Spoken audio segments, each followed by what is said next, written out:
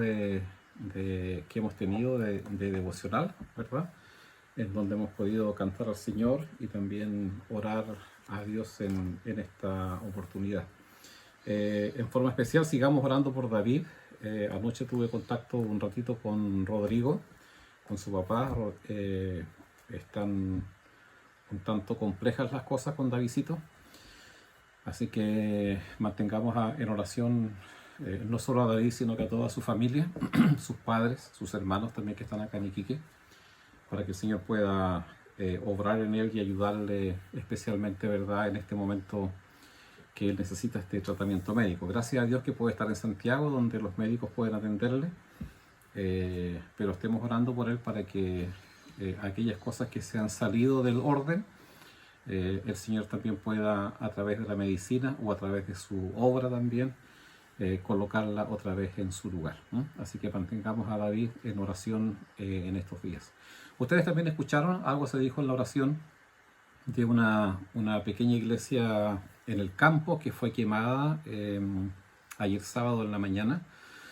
Hace un par de años atrás, yo diría un año y medio atrás más o menos, una iglesia nueva que se había construido en ese mismo lugar fue quemada, y ahora el templo antiguo, que era lo que quedaba de lo que había allí, también fue quemado. Así que oremos por nuestros hermanos del Salto. Son una congregación rural bien pequeñita.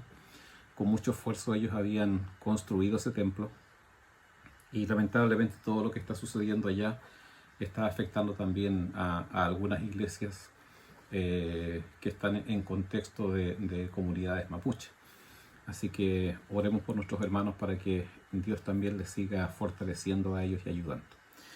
Bueno, vamos a acercarnos a la palabra del Señor en esta mañana.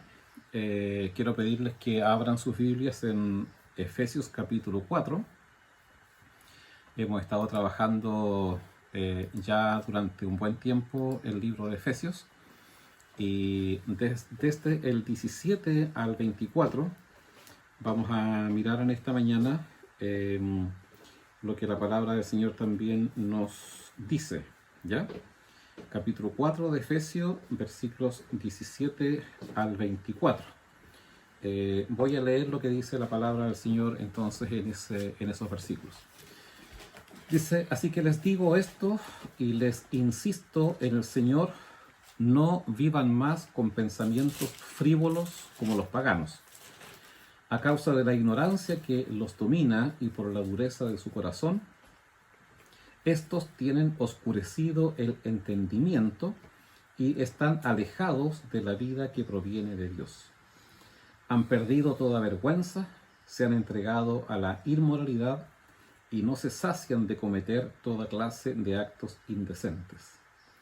¿No fue esta la enseñanza que ustedes recibieron acerca de Cristo? Si de veras se les habló y enseñó de Jesús según la verdad que está en él. Con respecto a la vida que antes llevaban, se les enseñó que debían quitarse el ropaje de la vieja naturaleza, la cual está corrompida por los deseos engañosos, ser renovados en la actitud de su mente y ponerse el ropaje de la nueva naturaleza, creada a imagen de Dios en verdadera justicia y santidad. Hasta allí entonces está la lectura de la palabra del Señor. Como decíamos la semana pasada, este mundo en el cual vivimos se fundamenta en principios filosóficos, o se fundamenta, ¿verdad?, en principios distintos a los principios establecidos por Dios. En este pasaje, el apóstol Pablo, al igual como lo ha hecho ya varias veces en el libro de Efesios, muestra un contraste, muestra principios que chocan entre ellos, ¿verdad? Principios que están absolutamente fundamentados en cuestiones que son diferentes. Por ejemplo, él habla acá en este pasaje que vamos a mirar ya en detalle en un ratito más. Él habla de lo inútil, habla de la futilidad, dice ahí, lo inútil en contraste con la verdad, ¿ya? Plantea el oscurecimiento o la ignorancia frente a ser enseñados, dos cosas absolutamente diferentes, ¿ya? Habla de quitarse la ropa vieja en contraste con vestirse de nuevo. Habla del engaño en contraste con la verdad. Habla de la corrupción frente a una nueva creación. Y habla de la impureza y la lujuria frente a la justicia y la santidad. Entonces, no sé si me siguen, pero obviamente el apóstol sigue desarrollando la idea que venía tratando, de que hay dos principios, hay dos columnas sobre las cuales uno debe fundamentar su vida, y ambos principios están en contraposición, ¿verdad? Uno son los principios de este mundo, de esta sociedad, o la filosofía de este mundo, y los otros son los principios de Dios, los principios anclados en Jesucristo, principios que están también enraizados en la palabra del Señor. Y el apóstol sigue trabajando ese mismo tema, pero a lo que nos lleva ahora tiene que ver con que está esta vida antigua, que en el fondo, por decirlo en una frase, es vana, ¿verdad? No tiene sentido, no tiene soporte. Hay una vida nueva a la cual el Señor nos convoca, una vida nueva que Él nos ha regalado, pero también hay un tema que tiene que ver con renovar nuestra mente, renovar nuestro pensamiento, renovar nuestra mentalidad. Y esa es un poco la temática que Él, entonces, en esta mañana vamos a tratar de descubrir, guiado por el Espíritu de Dios, qué es lo que Él nos quiere enseñar, qué es lo que Dios nos quiere enseñar a través de su palabra. El versículo 18 dice: así que les digo esto y les insisto en el Señor, no vivan más con pensamientos frívolos como los paganos. ¿Ya? Quiero llamar la atención a esa primera frase que dice: les digo esto y les insisto en el Señor. Es como cuando los profetas del Antiguo Testamento decían frases así como: estoy en la presencia de Dios y en la presencia de Dios les voy a hablar, ¿ya? Es decir, ellos colocaban a Dios por testigo. A través de esa frase, de alguna manera estaban diciendo que eran enviados por Dios a decir lo que finalmente explicaban. Y acá el apóstol, con esta expresión en el Señor, ¿verdad? Les digo esto y les insisto en el Señor, pone de relieve la autoridad con la cual él ahora va a hablar. Un comentarista decía de que pareciera ser que la lectura de esta carta llega en este momento a su punto cúlmine, ¿verdad? Llega al punto más alto, porque el apóstol Pablo de alguna forma les está diciendo a sus lectores que ellos no pueden seguir leyendo esta carta sin considerar que el que está escribiendo les escribe en el nombre del Señor, que el que les está escribiendo en el nombre de Dios, y deben ahora ellos tomar decisiones, como lo dijimos la semana pasada, de enraizarse en la filosofía del mundo o enraizarse en la filosofía de Dios, ¿verdad? Y que esas decisiones éticas, esas decisiones para la vida, están basadas o deben estar basadas en una de estas dos alternativas. Y el apóstol Pablo lo que está diciendo entonces acá es que él les habla en el nombre del Señor y les da un mandato. Les dice: no vivan más con pensamientos frívolos como los paganos, ¿ya? No vivan más con pensamientos frívolos como los paganos. De manera profusa, el apóstol en muchos otros lugares de la Escritura, y también en estos versículos que tenemos, por lo menos entre el 17 y el 22, hace mención que hay una distorsión y hay una desnivelación de la mente, y que esa distorsión que se produce en la mente de las personas, e incluso en la mente de los creyentes podría pasar eso, ¿verdad?, tiene una íntima relación con el pecado, porque no olvidemos que el apóstol Pablo le está escribiendo a una iglesia, le está escribiendo a hombres y mujeres que, como decimos nosotros, ya tienen a Cristo en su corazón, o están en Cristo, como es la figura que el apóstol también usa acá en Efesios, ¿verdad? Le escribe a la iglesia, y a esta iglesia la pone en alerta respecto de que entonces ellos no vivan más con pensamientos frívolos como los paganos. Hay algo que pasa en la mente, hay algo que sucede en en nuestro intelecto, en nuestra mente, en nuestros pensamientos, que tiene íntima relación con el pecado. Por ejemplo, el versículo 17 dice que hay pensamientos frívolos. El versículo 18 dice que tienen oscurecido el entendimiento. Versículo 18 también dice que en ellos hay una ignorancia que los domina. El mismo versículo 18 habla de la dureza del corazón. Y el versículo 22 habla de los deseos engañosos. Todas estas cosas, si ustedes se dan cuenta, tienen que ver con la mente. Todas estas cosas, ¿verdad?, tienen que ver con esta frivolidad de la mente. Y cuando hablamos de frivolidad de la mente, estamos hablando de algo que no tiene sentido. La frivolidad es una cuestión que tiene falta de sentido. Tiene que ver con la inutilidad, con la carencia de valor de los pensamientos de los paganos. Y sobre eso es que el apóstol los coloca en alerta, ¿verdad? Les está diciendo entonces en el fondo que ellos deben tener cuidado de no ir por este camino del pensamiento de los paganos, que tiene carencia de valor, que no tiene ningún peso, que es inútil, que tiene falta de sentido. En otros pasajes, el mismo apóstol Pablo reafirma que el pecado es una disfunción de la mente. Mire por favor Romanos capítulo 1, versículos 21 al 32. El apóstol Pablo cuando comienza a escribir esta carta de Romanos y describe los efectos del pecado en la vida de la gente, en la vida de las personas, es impresionante cómo en esta descripción de lo que sucede en la vida de las personas, ¿verdad?, tiene que ver con cuestiones que pasan en la mente de la gente, tiene que ver con cuestiones que suceden en los pensamientos de las personas. Por ejemplo, el versículo 21 dice, se extraviaron en sus inútiles razonamientos. Tiene que ver con la mente, ¿se da cuenta? Este desviarse de Dios y comenzar a encaminar una senda propia, una senda basada, entre comillas, en mi buen entendimiento. Sin embargo, el apóstol dice que esas personas se extraviaron en sus inútiles razonamientos. Versículo 22 dice que se volvieron necios, ¿verdad? Se volvieron necios.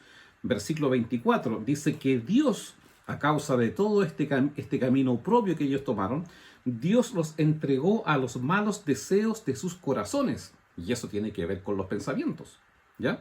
Versículo 28.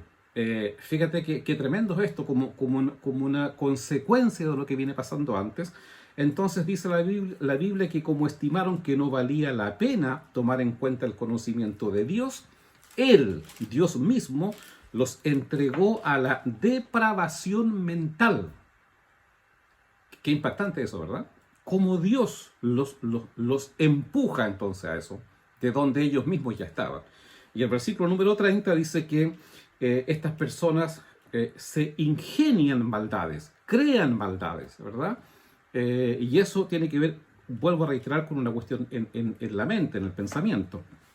Y el versículo 32 termina diciendo que no solo practican el mal, sino que aprueban a quienes las practican, aprueban a quienes las ejecutan, ¿ya? Todo eso tiene que ver entonces con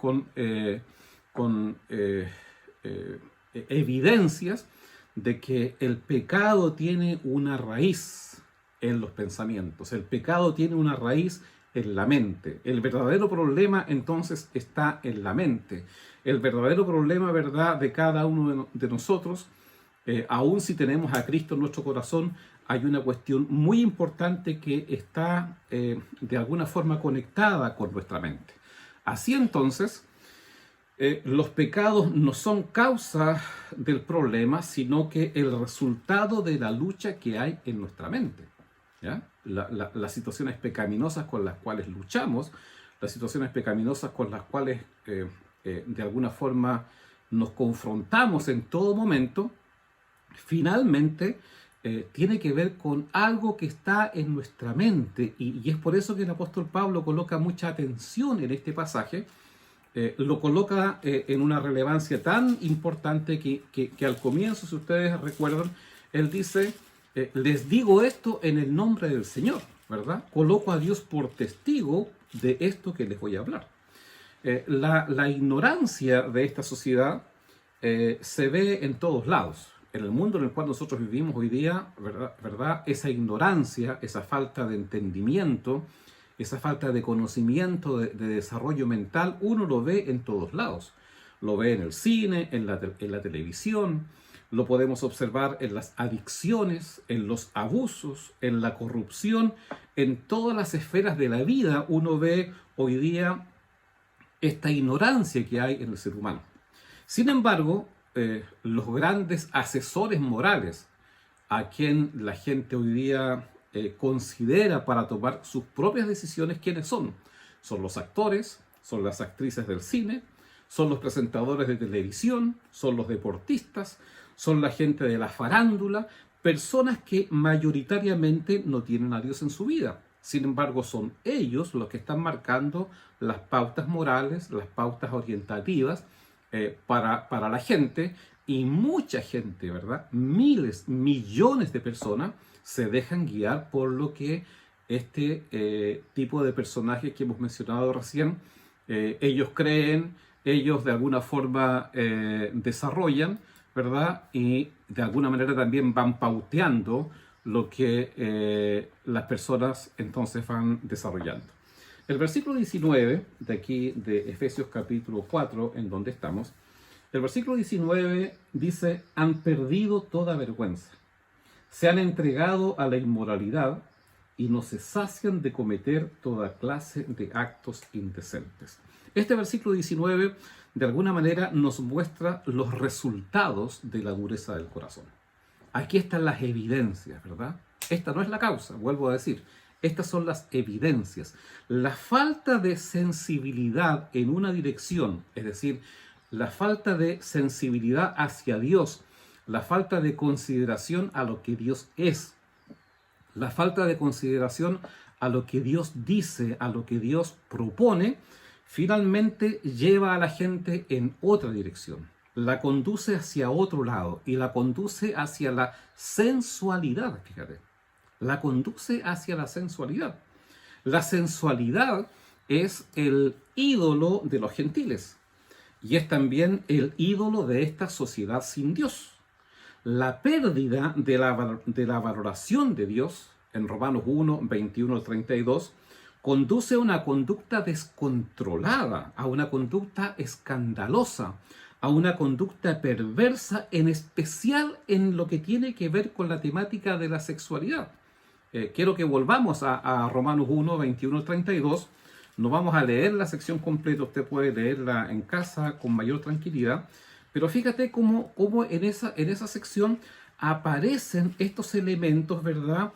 Que habiéndose dejado de valorar a Dios y yendo por la línea de la sensualidad, esta sensualidad está de manera explícita, abundantemente hacia el lado de la sexualidad. Por ejemplo, dice: en la impureza sexual degradaron sus cuerpos los unos con los otros, ¿verdad?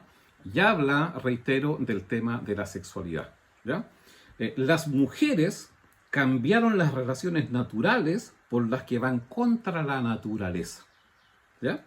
Y en esa misma línea dice: los hombres dejaron las relaciones naturales con la mujer y se encendieron en pasiones lujuriosas los unos con los otros. Y finalmente dice: hombres con hombres cometieron actos indecentes. Entonces, una cuestión a la que se debe poner mucha atención en todo esto que Pablo está describiendo es que el pecado tiene un carácter dominante, el pecado tiene un carácter egocéntrico, el pecado no se sacia, ¿verdad? Va más allá, y siempre es como la droga o es como el alcoholismo, ¿verdad? Siempre necesitas algo más, siempre necesitas un golpe más fuerte, siempre necesitas una sensación más intensa. Y de alguna manera, al ver que este pecado tiene un carácter dominante, que tiene un carácter egocéntrico, que no se sacia, entonces podríamos decir de que incluso allí eso está conectado con la avaricia. Muchas veces hemos pensado que la avaricia es una cuestión que tiene que ver con el dinero solamente. No, la avaricia es una cuestión mucho más amplia, ¿verdad? La avaricia tiene que ver con este anhelo de tener más, de desear más, de tener una sensación más profunda, de tener una sensación más fuerte, y obviamente que está enfocado, al ser una actitud pecaminosa, a tener sensaciones que están fuera de la voluntad de Dios, que están lejos de la voluntad de Dios, hacia donde el ser humano se encamina cuando Dios no controla su vida, cuando Dios no está en el centro de su corazón. Y es por eso que el apóstol Pablo está diciendo: así es la vida de los gentiles, así es la vida de los paganos, ¿ya? Pero ustedes no deben ser así. Y entonces pasamos a un segundo aspecto que el apóstol trata, que está en los versículos 20 y 21. En los versículos 20 y 21, por ejemplo, dice: no fue esta la enseñanza que ustedes recibieron acerca de Cristo. No fue esto lo que ustedes aprendieron, ¿verdad? Lo que ustedes recibieron de Cristo fue una cuestión diferente. Es una forma de vida absolutamente distinta de cómo viven los paganos. Y vuelvo a reiterar cómo el apóstol está otra vez colocando este contraste, ¿verdad? La vida con Cristo o en Cristo y la vida gentil o la vida pagana. Ambos enraizados en filosofías, en formas, ¿verdad? Absolutamente diferentes. Entonces, frente a esta situación que Pablo describe, esta situación en donde la mente está lejos de Dios y una mente controlada por la carne y no por Dios, que finalmente degenera en todo tipo de situaciones principalmente pecaminosas y en el área de la sexualidad. Entonces el apóstol Pablo ahora despliega para los creyentes un proceso de educación basado en Jesús. Un proceso de educación basado en Jesucristo. Él parte diciendo: ustedes no han aprendido así a Cristo. Ustedes no han aprendido así a Cristo. Pablo pone a Cristo como la sustancia de la enseñanza cristiana. Pablo coloca a Cristo como el modelo a quien nosotros debemos seguir. El modelo en el cual tenemos que desarrollar también nuestra propia vida. En el fondo, lo que Pablo pareciera ser que aquí está diciendo de que Jesús no es solo el verbo hecho carne que murió, resucitó y reina. No es solamente eso, aunque eso ya es algo espectacular y maravilloso para nosotros, ¿verdad? Lo que Pablo está diciendo es que su señorío, está diciendo que el reino o el gobierno de justicia y todas las demandas de la nueva vida emanan de Cristo, de su ejemplo de vida, de sus enseñanzas, las cuales son absolutamente diferentes de la vida pagana, y ese es el modelo y esa es la enseñanza que hemos aprendido de Cristo y es lo que tenemos que seguir. Entonces, el apóstol Pablo habla de principios de este mundo sin Dios y paralelo a eso coloca la vida de Jesucristo, ¿verdad? Como un principio frente al cual nosotros también tenemos que optar, como lo dijimos la semana pasada, ¿verdad? El Señor siempre nos lleva a optar, a tomar una determinación. O vamos por la vida del camino de los gentiles y de los paganos, con los efectos que eso tiene, o vamos por el camino de Cristo, por la enseñanza de Cristo, con los efectos que también eso obviamente también tiene. En segundo lugar, el apóstol Pablo dice que le han oído, ¿verdad? Ustedes le han oído. Ustedes han oído a Cristo. Lo más seguro es que los creyentes de Éfeso nunca escucharon a Jesús. Jesús ya había muerto hacía mucho tiempo, ¿ya? Pero al llevarles el Evangelio, se les habló de Jesús, se les habló de la vida de Jesús, se les habló, ¿verdad?, de lo que Jesús hizo. Y qué interesante que acá el apóstol Pablo, si ustedes me siguen en la Biblia, dice, versículo 21, si de veras se les habló y enseñó de Jesús. Y pareciera ser que el apóstol Pablo, a propósito, usa la palabra Jesús en vez de la palabra Cristo, porque él venía hablando de Cristo primero. Pero ahora a propósito usa la palabra Jesús, porque la palabra Jesús de alguna manera tiene una connotación que habla del ser humano, ¿verdad? Entonces aquí el apóstol les está diciendo, a ustedes se les habló de Jesús, se les habló de la vida de Jesús, se les habló de cómo Él caminó en este tiempo, de las cosas que Él hizo. De alguna manera entonces cuando Él está diciendo le han oído, de alguna forma entonces Jesús es el maestro. Jesús, ¿verdad?, de alguna forma fue escuchado y fue escuchado por la boca de las otras personas. Es decir, las personas que llevaron el Evangelio hablaron de Jesús. Y al hablar de Jesús, entonces Jesús se levanta como el maestro, se levanta como el modelo, ¿verdad?, que de alguna manera ellos escucharon.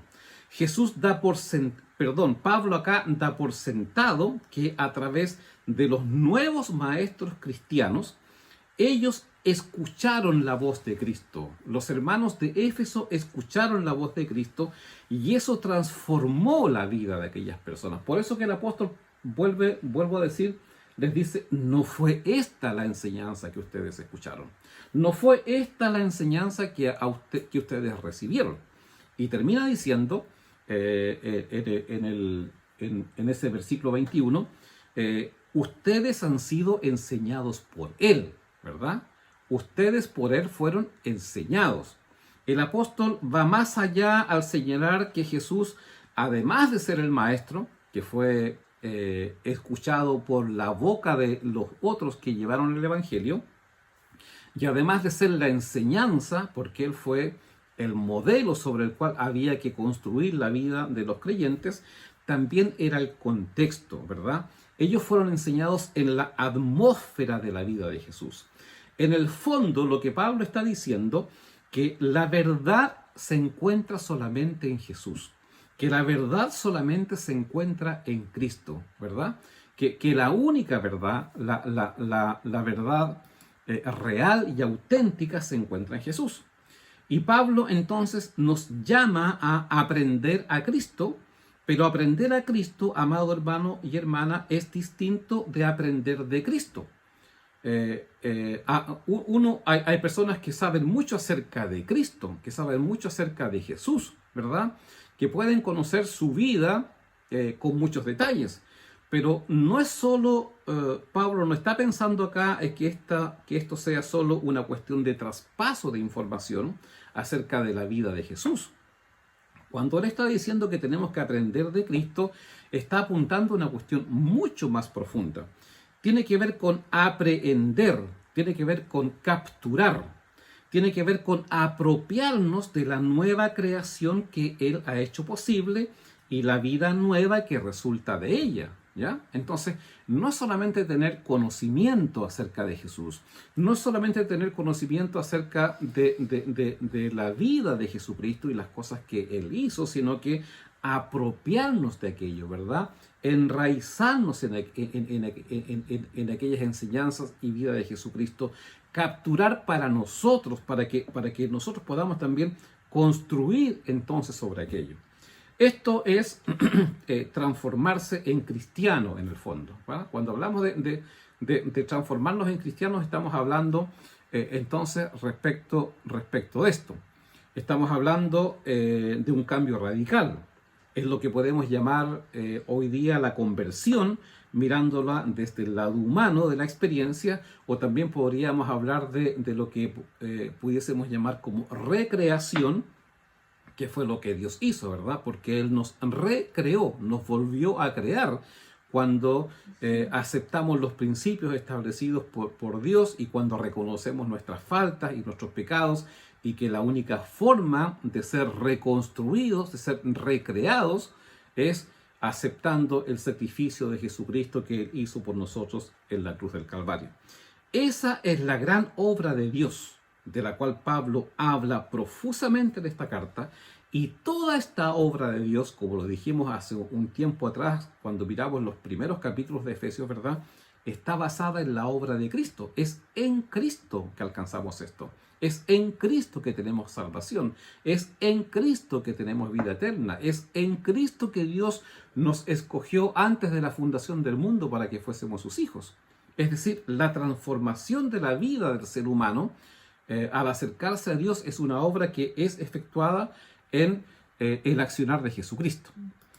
Y finalmente, entonces, versículos 22 al 24, el apóstol entra al tema, yo diría, central que él quiere tratar acá, y que tiene que ver con esto de renovar la mente. Versículos 22 al 24, ustedes también lo tienen ahí en pantalla, dice: con respecto a la vida que antes llevaban, de la cual ya hemos hablado recién, ¿verdad?, se les enseñó que debían quitarse el ropaje de la vieja naturaleza, la cual está corrompida por los deseos engañosos, ser renovados en la actitud de su mente y ponerse el ropaje de la nueva naturaleza, creada a imagen de Dios en verdadera justicia y santidad. ¿Ya? Esto es lo que el apóstol está entonces diciendo en estos dos versículos que acabamos de revisar. Pablo está haciendo un llamado explícito a un cambio radical. Está haciendo un llamado explícito a un cambio de identidad. Tenemos que despojarnos y vestirnos, ¿verdad? Tenemos que despojarnos de una forma de vivir y tenemos que vestirnos de otra forma de vivir. Se enfatiza el poner de lado el viejo ser y vestirnos del nuevo ser. Conviene recordar, amado hermano y hermana, que al estar en Cristo, por la presencia del Espíritu Santo, Dios nos ha dotado de una nueva naturaleza. Ya en nuestras vidas hay una nueva naturaleza. Y esa nueva naturaleza es obra absoluta de Dios. De lo contrario sería una obra nuestra, una obra humana, y nosotros no somos capaces de crear una nueva naturaleza.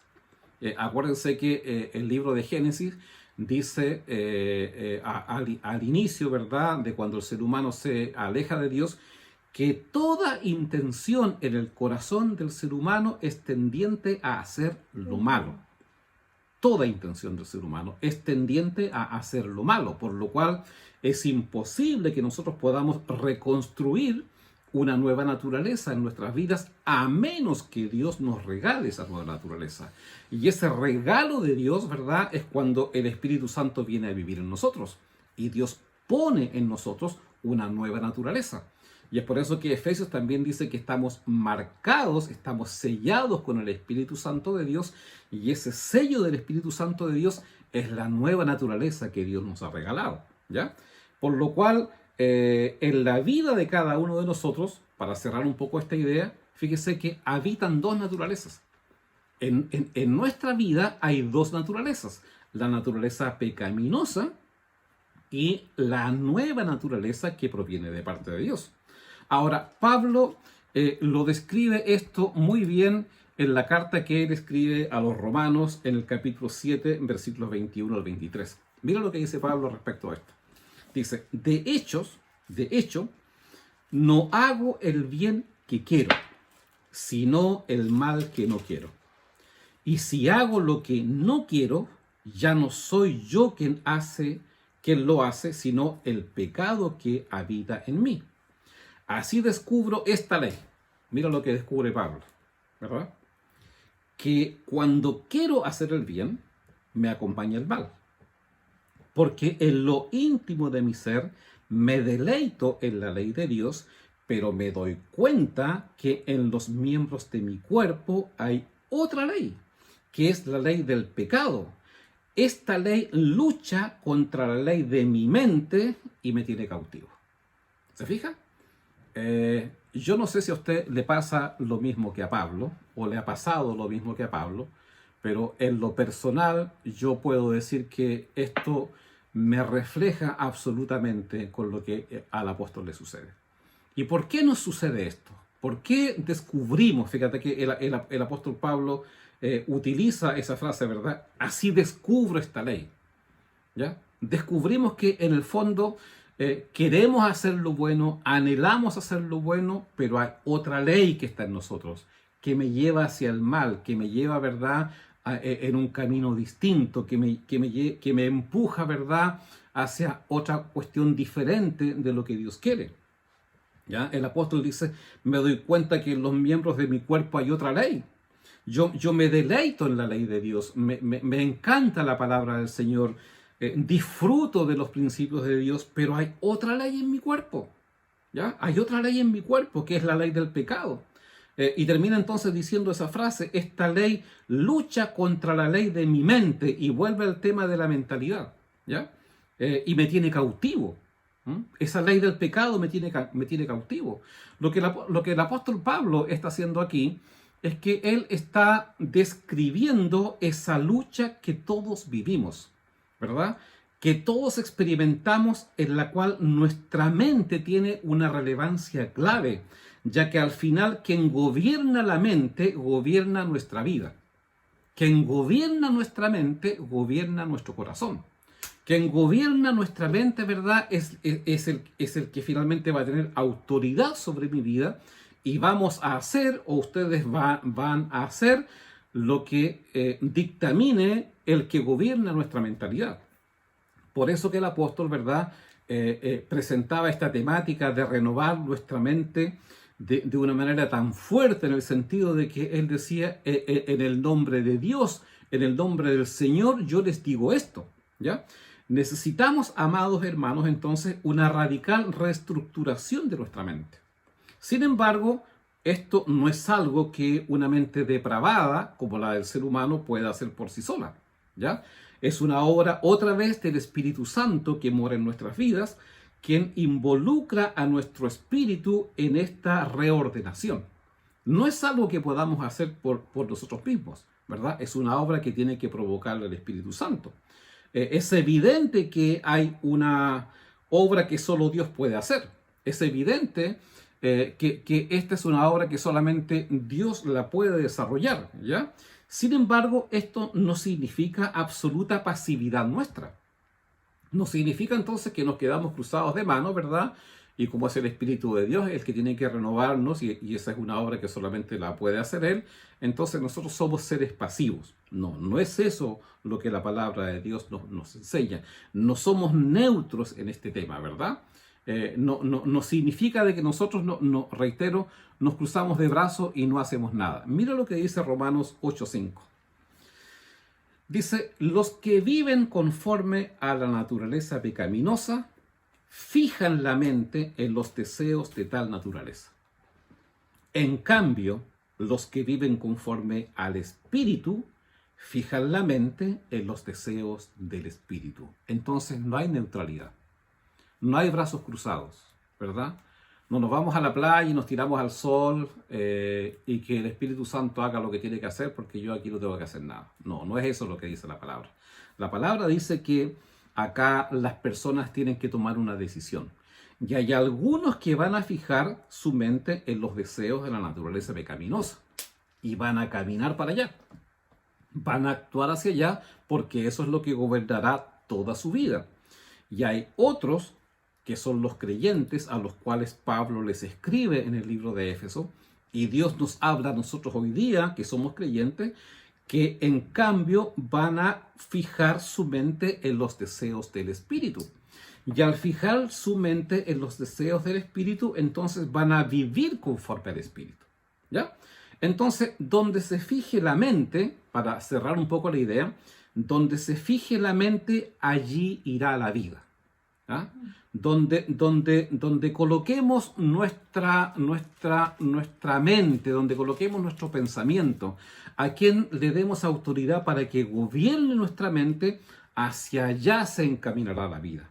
Quien domine la mente, finalmente, es quien dominará nuestra vida, es quien gobernará nuestro corazón. El corazón es nuestro panel de control, el corazón es como la placa madre, ¿verdad? Y debe ser constantemente consciente de Dios, y no solo del yo. Nuestra mente siempre es muy consciente de uno mismo, del yo mismo, pero tenemos que ser conscientes de Dios. Necesitamos entonces desarrollar una formación intencionada en la renovación de la mente, ya que en ella se desarrollan las batallas espirituales más cruentas. y que a veces nosotros ni nos damos ni cuenta, que somos hasta inconscientes, ¿verdad? De cómo en nuestra mente se fraguan batallas espirituales tremendas. ¿Ah? Porque allí nuestra carnalidad, sin duda, alentada por el diablo y los demonios, buscan buscan tener dominio sobre nosotros, aun cuando el Espíritu de Dios está en nuestro corazón. Aun cuando estamos en Cristo, ¿verdad? Esa batalla se presenta. E incluso a mí me da la impresión de que la gente que no tiene a Cristo en su vida no tiene ninguna batalla, ¿verdad? Ellos caminan solamente por la mentalidad pecaminosa que gobierna su vida. Esta batalla se provoca en quienes hemos recibido a Cristo en el corazón. Nosotros estamos en una batalla y tenemos que estar conscientes que estamos en una batalla. Y esa batalla, ¿verdad? Está, vuelvo a decir, enraizada fuertemente en nuestra mente. Es allí, en ese campo de batalla, en la mente, en donde se gana o se pierde lo que vamos hacia donde nos vamos a encaminar. ¿Ya? Entonces, esta renovación de la mente, o en esta renovación de la mente, la palabra de Dios es fundamental. La palabra de Dios es fundamental. Mire lo que dice, lo tengo ahí en pantalla para que quizás no lo busque. Mira lo que dice este pasaje de Hebreos capítulo 4, versículo 12, que tantas veces hemos escuchado. Dice, ciertamente, la palabra de Dios es viva y poderosa, y más cortante que cualquier espada de dos filos. Penetra hasta lo más profundo del alma y del espíritu, hasta la médula de los huesos, y juzga o discierne los pensamientos y las intenciones del corazón. O sea, si hay algo que en realidad nos va a ayudar a nosotros a tener victoria sobre esta lucha que el enemigo y nuestra propia carnalidad genera en nuestro corazón para empujarnos hacia el lado que él quiere, en el fondo la gran herramienta, la gran arma que Dios nos ha dado, esta poderosa arma que Dios nos ha dado para poder discernir si lo que estamos haciendo está conforme a la voluntad de Dios o está conforme a la naturaleza pecaminosa, es la palabra del Señor. Es la palabra del Señor. La palabra del Señor es tan valiosa, es de tanto valor, ¿verdad? Es algo estratégicamente que puede provocar un cambio en nuestra vida porque tiene la capacidad de penetrar profundamente donde otras cosas no llegan, ¿ya? Penetra hasta discernir el alma y el espíritu, hasta separar el alma y el espíritu. Han habido discusiones teológicas por siglos respecto de qué es el alma y qué es el espíritu. No vamos a entrar en ese tema ahora, pero acá el apóstol está diciendo la palabra de Dios es tan poderosa que es capaz de separar el alma del espíritu, ¿verdad? Y discierne los pensamientos y las intenciones del corazón.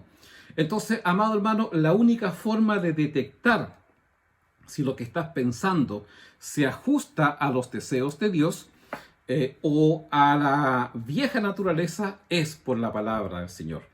Esto no es posible, entonces, si no nos exponemos a la palabra de Dios cada día.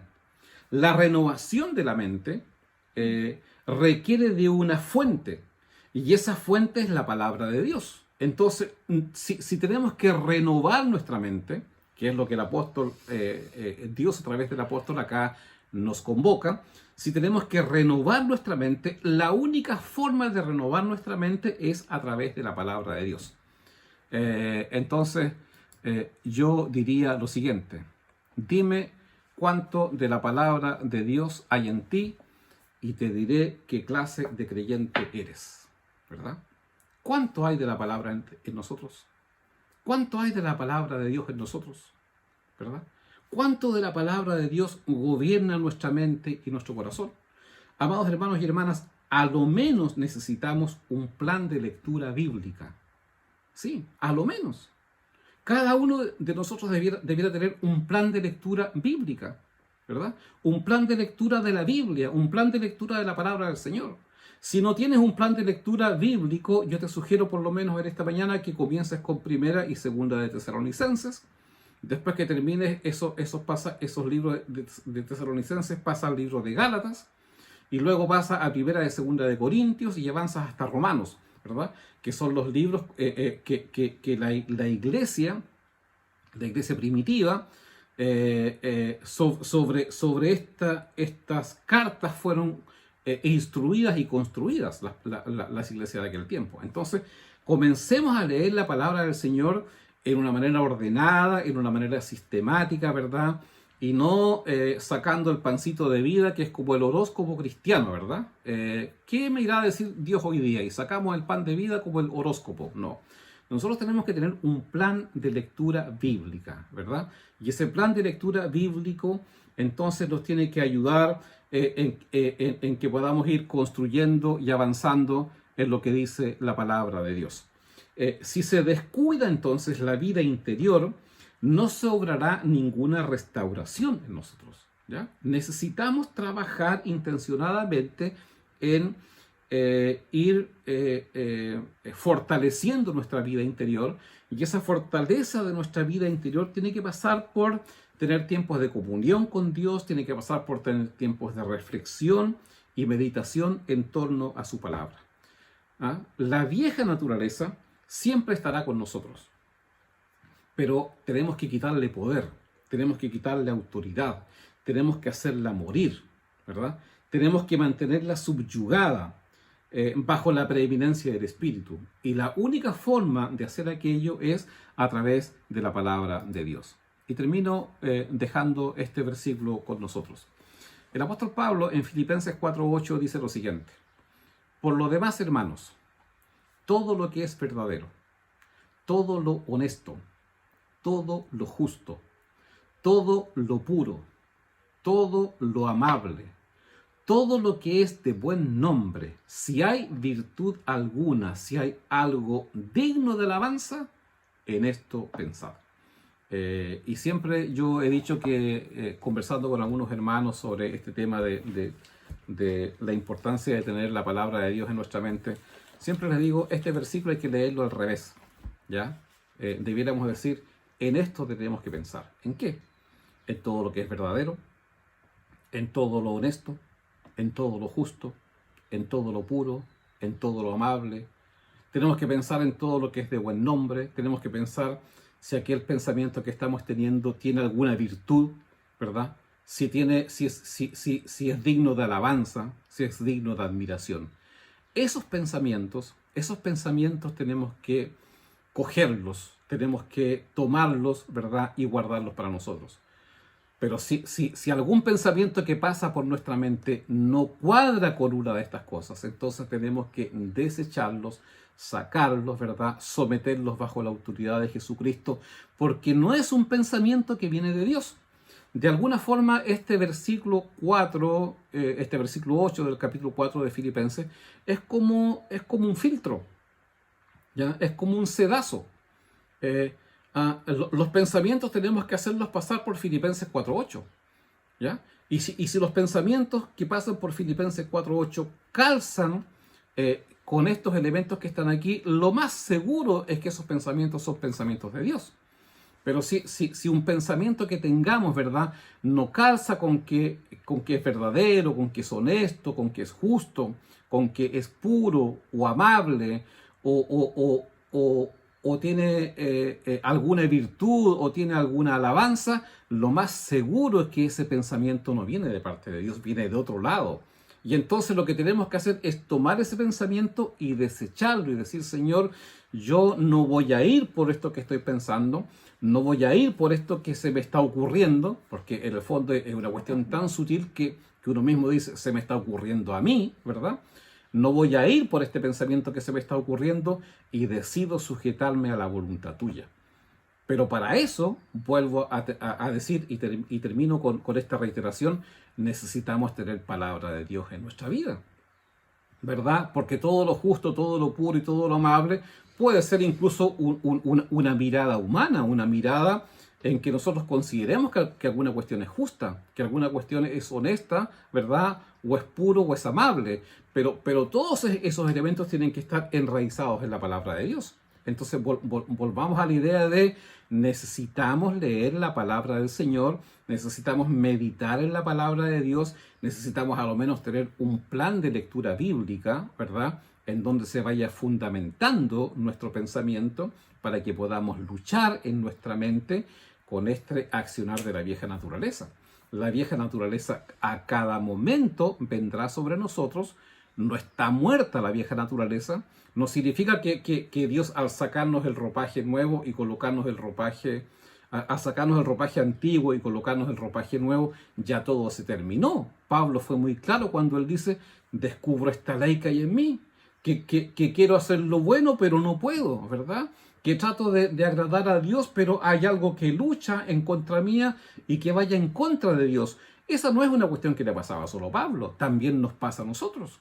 Y la única manera de poder vencer sobre aquello entonces es enraizarnos en la palabra del Señor, en la verdad de Dios, para que entonces podamos tomar determinaciones en nuestra mente conforme a la voluntad de nuestro Dios, de nuestro Señor. Si no hacemos eso, amado hermano y hermana, entonces, pensando lo que dijimos la semana pasada, podemos ser llevados por las olas de pensamiento, de deseos, ¿verdad? De aquí para allá. Y termino diciendo que quizás una de las razones del gran fracaso del cristianismo en el tiempo actual es que el cristianismo de esta época es un cristianismo muy superficial. Sabe todo, sabe mucho de todo, pero no tiene profundidad. Y no tiene profundidad porque no leemos, porque no estudiamos, porque no seguimos un plan de lectura de la palabra del Señor, permitiendo que el Espíritu de Dios hable a nuestras vidas. Si queremos ser cristianos distintos, si queremos ser hombres y mujeres que hoy día marquemos una diferencia en esta sociedad en la cual estamos viviendo, necesitamos renovar nuestra mente. Necesitamos renovar nuestra mente con la palabra del Señor, ¿ya? Y esa palabra de Dios que es viva, que es eficaz, entonces bendecirá, prosperará nuestras vidas y nos hará hombres y mujeres que realmente podamos servir a Dios en medio de este tiempo. Así que, amado Señor, amados hermanos, que el Señor nos ayude, nos guíe y pidámosle a Dios entonces en esta mañana que eso que nos cuesta, ¿verdad? Porque yo sé que no es fácil. Yo he conversado con algunas personas, incluso acá en la ciudad, y hay algunos que me dicen, a mí me cuesta leer la palabra, ¿ya? Me cuesta leer la palabra, me cuesta leer todo tipo de cosas y más me cuesta leer la palabra. Bueno, pidámosle al Señor que nos ayude a vencer eso, porque si no estamos expuestos a que cualquier viento de doctrina nos lleve para cualquier lado.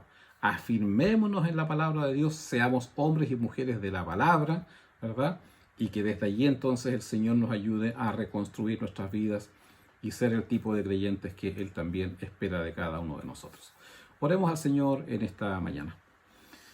Amado Señor, gracias porque tú viniste a nosotros y has creado también en nosotros una nueva humanidad. Has creado en nosotros una nueva naturaleza. Has puesto en nosotros, Señor, una naturaleza nueva, la naturaleza que viene de Dios, la naturaleza que viene de lo alto, que viene desde el cielo. Señor, pero en esta hora también reconocemos que en nuestra vida habitan estas dos naturalezas. La naturaleza antigua no está muerta. La naturaleza antigua, Señor, nos acompañará hasta el día de la muerte. Y es por eso que descubrimos en nosotros, Señor, esta lucha. Descubrimos en nosotros esta batalla diaria, Señor, que se establece entre la carne y el espíritu. Señor, ¿cuántas veces hemos sido derrotados por la carne? ¿Cuántas veces hemos tenido que experimentar el polvo de la derrota, la tristeza de la derrota, la amargura, Señor, de volverte a fallar otra vez en lo mismo? Señor, te pedimos en esta mañana que tú nos empujes de alguna forma, Señor, a estar más cerca de ti, a estar más cerca de tu palabra, a alimentarnos de ella, Señor, a discernir lo que tu palabra nos dice, a pedirte a ti, que fuiste el creador de la palabra, Espíritu de Dios, que nos hables al corazón. Porque tú puedes hablarnos, tú puedes permitirnos entender. Señor, esto de entender la Biblia no es para gente, para cierto tipo de personas. En los evangelios dicen que tus discípulos, los 12, ¿verdad? Entre ellos había gente de muy poca educación. No se necesita ser una persona muy educada para entender tu palabra, más bien se necesita una disposición del corazón, de venir delante de ti y decirte: Dios de la palabra, háblame a través de ella, enséñame a través de ella, fórmame, Señor, a través de tu palabra. Tú siempre andas buscando eso, disposición del corazón. Nunca andas en búsqueda de gente brillante, experta, inteligente. También los acoges a ellos. Señor, pero tú buscas a las personas que tengan un corazón sensible y dispuesto a ser tratados por ti. Y en esta mañana, Señor, yo espero que todos los que estamos acá escuchando tu palabra podamos decirte: Señor, yo quiero tener un corazón formado como tú quieres. Yo quiero tener una mente, Señor, enraizada en tu palabra. Yo quiero decirte en esta mañana, Señor, que me cuesta, que soy débil en esto, que no soy fuerte en esta área. Y desde allí, Señor, desde nuestro reconocimiento en que te hemos fallado en esto, también te decimos, y extendemos nuestras manos, Señor, como necesitados ante ti. Padre amado, ayúdanos en esto. Ayúdanos en esto. Señor, despiértanos más temprano para leer tu palabra. O danos un espacio por la noche, Señor, para leer tu palabra. Un espacio de quietud, un espacio de silencio. Un apartarnos para leer tu palabra. O a lo mejor hacerlo conjuntamente en casa con las demás personas. Señor, que busquemos un espacio común para leer tu palabra, que nos dejemos ministrar por ti. Que tú, Espíritu de Dios, que creaste esta palabra, que la inspiraste, Señor, seas nuestro maestro en casa si nos juntamos a leer la Biblia. Padre amado, si no renovamos nuestra mente, la vieja naturaleza gobernará sobre nuestras vidas otra vez. Y tendremos que vivir en amargura, en pecado, en desilusión. Pero tú viniste para darnos una vida nueva, una vida victoriosa. Señor, no nos permitas vivir en la derrota, sino que levántanos para vivir en victoria. Pero para eso necesitamos volver a tu palabra. Renueva nuestra mente en tu palabra, Señor, y que eso se refleje obviamente en todo lo que hagamos y en todo lo que digamos. Te lo rogamos en el nombre de Jesús. Amén.